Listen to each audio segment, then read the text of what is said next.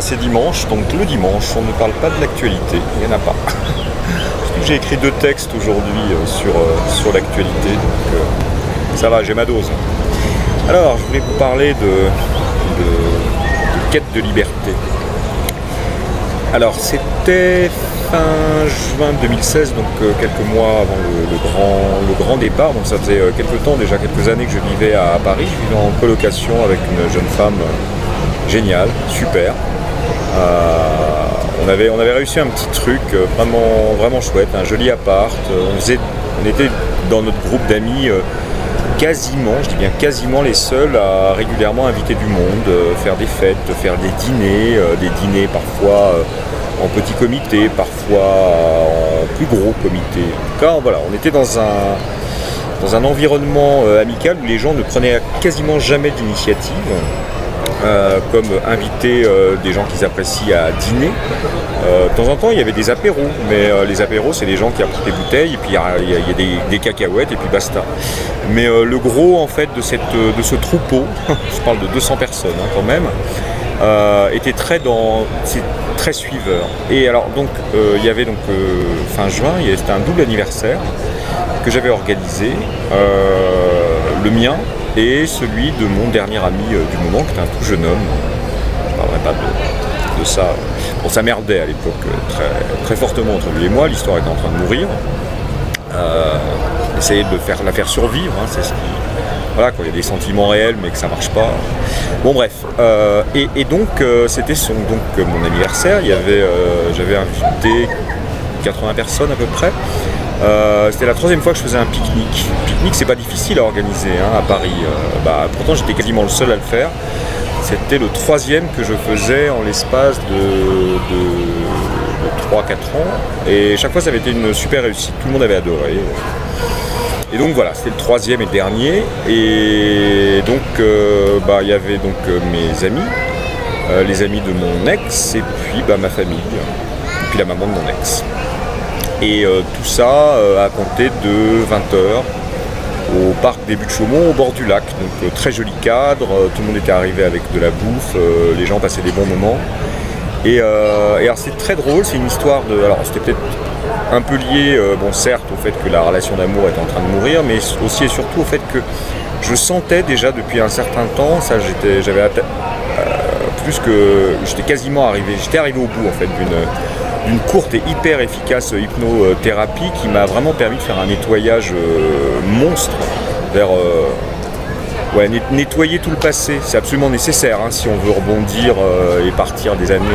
Je savais pas encore que j'allais partir, mais en tout cas il y avait quelque chose qui à l'intérieur prenait de plus en plus de place dans ma vie. C'était cette envie de sortir de la cage. Parce que je m'étais remis dans une cage après avoir vécu pendant 3 années à La Réunion. Et sur les 3 années, il y a eu 2 années extraordinaires et puis une année qui a été pénible. Et en fait, j'avais vraiment eu l'impression d'un retour aux sources pour refaire la même connerie, en fait, sans le vouloir, mais me remettre dans un cadre avec des habitudes, avec des gens qui font toujours la même chose, avec lesquels vous faites toujours la même chose, sans beaucoup de nouveautés, sans originalité, quoi. Et donc, j'avais une vie... Pourtant, avec mon boulot, moi j'ai pas d'horaire, j'étais beaucoup moins, on va dire moins dans le conformisme que les autres, mais quand même lesté, quoi. Lesté, je peux pas dire que c'est les autres, c'était moi. Et donc envie de faire péter les barreaux. Et ce fameux soir d'anniversaire, je me souviens, alors ce qui m'avait frappé, c'est que, déjà je l'avais vécu, mais complètement de l'extérieur. C'est-à-dire que c'était censé être mon anniv, et j'étais pas dedans, mais vraiment pas du tout, quoi. C'est-à-dire que je regardais les gens vivre des bons moments, rigoler, parler les uns avec les autres, mais j'étais pas avec eux. Et comme je sais assez bien jouer la comédie, je pense que ça s'est pas trop vu. Il y avait ma famille d'un côté, mes amis de l'autre, ça se mélangeait quasiment pas, à part ma charmante colocataire et 2-3 copains chouettes. Et je me souviens à un moment, je me suis fait la réflexion, je me dis putain, regarde-les, est-ce qu'il y en a un ou une qui à ton avis est libre ce soir?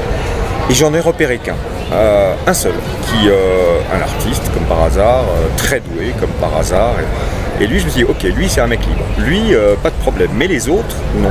Et je parle de tous les membres de ma famille qui étaient là, et de tous mes potes, quoi. Y compris ma charmante colocataire que j'adore, mon ex, évidemment, pas libre. Personne n'était libre. Moi non plus.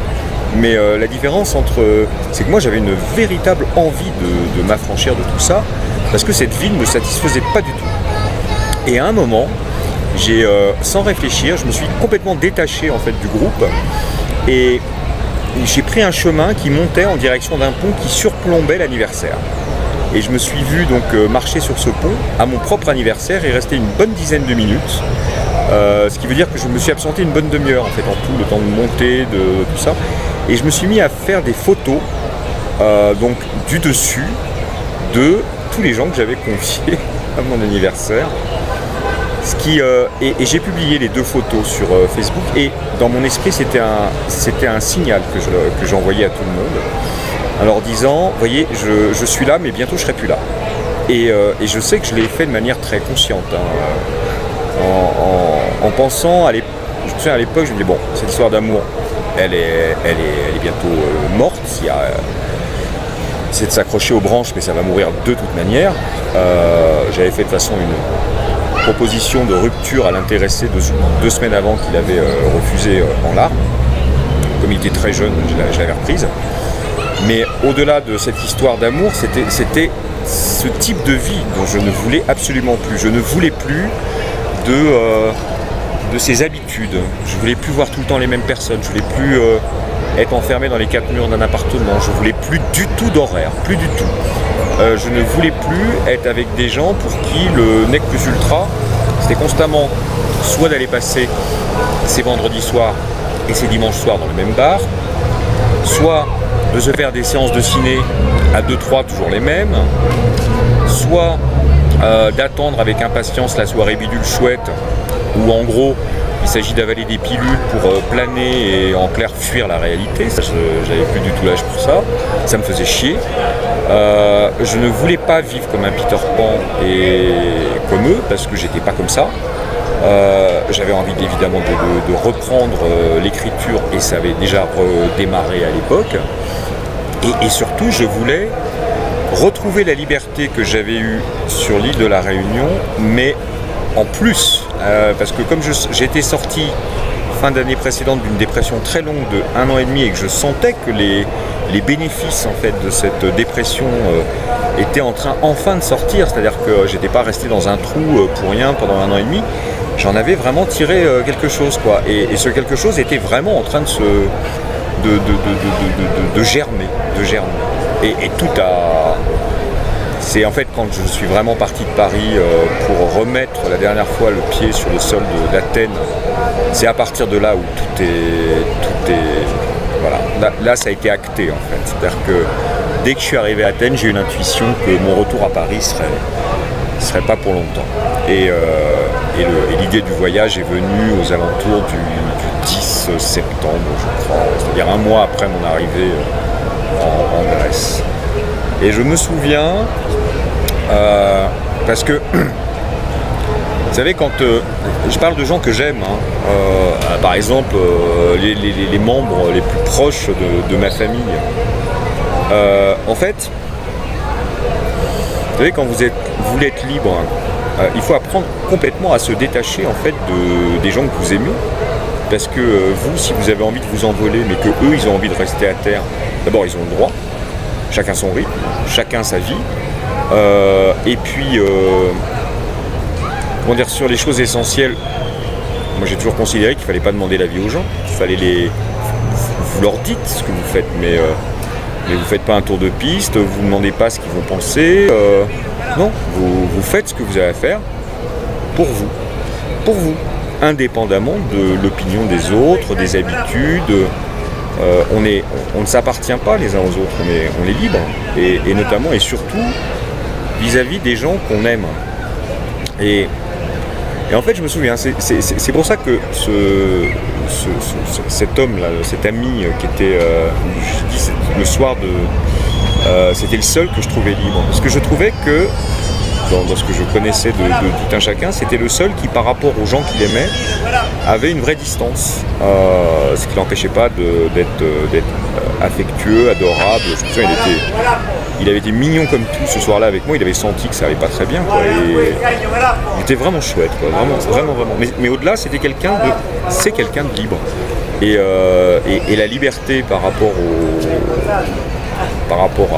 à sa vie, c'est vraiment la liberté par rapport aux gens qui composent notre entourage amical, notre entourage familial. Si à un moment on a envie de se barrer et de faire une excursion en montagne qui durera 3 mois, pas leur demander de nous accompagner, ils veulent rester en bas, ils restent, et puis c'est tout. Mais c'est très drôle quand, vous savez, quand vous êtes... je pense que ça doit parler à un certain nombre d'entre vous, quand vous avez un entourage qui est composé à 97% de gens où vous dites « je ne comprends pas ». On n'en est pas au même point. On n'a pas les mêmes envies, on n'a pas les mêmes velléités, on n'a pas les mêmes ambitions, on n'a pas le même rythme et on n'a pas envie de se justifier en plus. On a juste envie de vivre sa vie pour soi. La sienne, quoi. La sienne, indépendamment de tout. Et c'est drôle, parce que c'est venu quand même un soir d'anniversaire. C'est la 2e année consécutive où j'organisais un anniversaire. C'était la 2e année consécutive où ma colocataire avait beaucoup travaillé pour m'aider, très gentiment. C'était la 2e année consécutive où je faisais un anniversaire que je vivais comme étant de l'extérieur. C'est-à-dire que je ne pensais pas à être fêté. Ça, c'est quand on est plus jeune. Ça me reviendrait plus à l'idée maintenant de faire un truc pour moi, quoi. Inviter des gens parce que c'est mon anniversaire. Le prochain, c'est dans moins d'un mois. Ok, 53, so what, quoi. On n'est plus dans cette logique-là, en fait. Et c'était très frappant, je trouve, que d'avoir organisé ce qui restait la dernière fête que j'aurais faite à Paris, et à mon avis, il n'y en aura plus.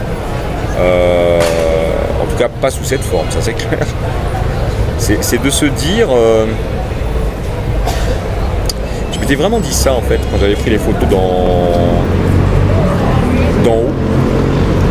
Je m'étais dit, à part celui auquel je faisais référence, je crains qu'aucun d'entre eux, tous les membres de ma famille inclus, ne parviennent jamais à sortir, parce qu'ils ne le veulent pas, pas assez en tout cas, des cages mentales qu'ils se seront construites. Et pourtant j'en connais des gens qui sont arrivés à faire péter leur cage mentale. Ils sont partis. Ils y sont plus, quoi. Ils sont partis plutôt sur la pointe des pieds en plus.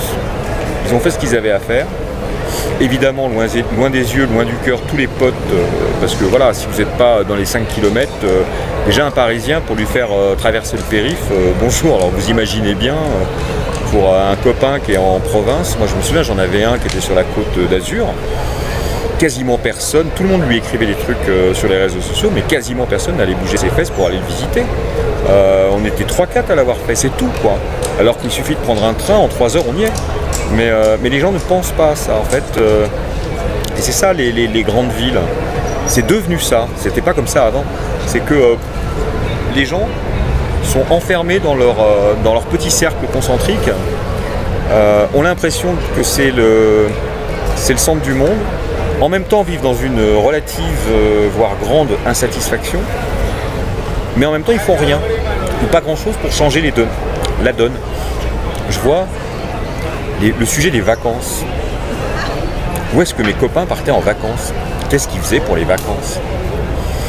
En gros, tous la même chose, toujours pareil, rien d'original, quoi. Pour énormément d'entre eux.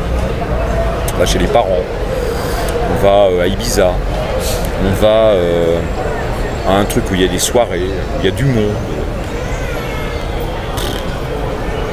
Moi, ça me fait chier, ça. Des vacances comme ça, moi ça fait plus de 10 ans que j'en ai pas passé des comme ça. Les vacances, ça veut bien dire vacances, ça veut dire on sort complètement de son univers, quoi. On va à la découverte d'un autre truc et puis on relâche quoi. On relâche, vraiment. Voilà. Je ne sais pas si ça vous aura parlé, cette petite histoire personnelle, de comment on fait pour s'affranchir, par rapport aux gens qu'on aime, par rapport à soi-même aussi, surtout. C'est ça qui est le plus dur en fait. Je parlais du nettoyage, hein, cette opération nettoyage, merci Lex, hein, c'est grâce à lui. Hein. Ça a été l'agent, quoi. Pas de sa faute, mais quand même. C'est un truc absolument indispensable. Si on n'a pas fait le nettoyage en soi, mais on retombe toujours dans les mêmes trucs en fait. Moi c'est ça que j'ai vu, c'est ça que j'ai expérimenté en fait avec ce thérapeute. C'est vraiment de sortir toutes les blessures, toutes sans exception. Et l'hypnothérapie, c'est une hypnothérapie courte, ça faut pas le faire avec n'importe qui parce qu'il y a des drôles de zozos, et puis c'est une technique qui peut être relativement mal faite, hein, mais moi je suis vraiment super bien tombé.